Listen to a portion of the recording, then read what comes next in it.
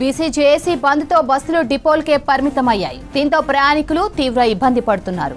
Uppal ring road దగ్గర గంటల కొద్దీ నిరీక్షిస్తున్నారు ప్రయాణికులు. ఉప్పల్ నుంచి హన్మకొండకు ప్రైవేట్ వెహికల్స్ డబుల్ ఛార్జీలు వసూలు చేస్తున్నాయంటున్నారు.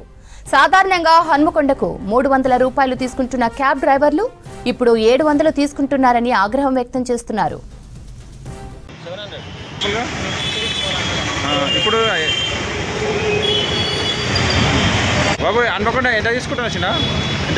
బీసీజేఏసీ బంద్తో బస్సులు డిపోలకే పరిమితమయ్యాయి. దీంతో ప్రయాణికులు తీవ్ర ఇబ్బంది పడుతున్నారు.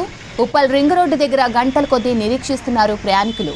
ఉప్పల్ నుంచి హన్మకొండకు ప్రైవేట్ వెహికల్స్ డబుల్ ఛార్జీలు వసూలు చేస్తున్నాయంటున్నారు. సాధారణంగా హన్మకొండకు 300 రూపాయలు తీసుకుంటున్న క్యాబ్ డ్రైవర్లు ఇప్పుడు 700 తీసుకుంటున్నారని ఆగ్రహం వ్యక్తం చేస్తున్నారు.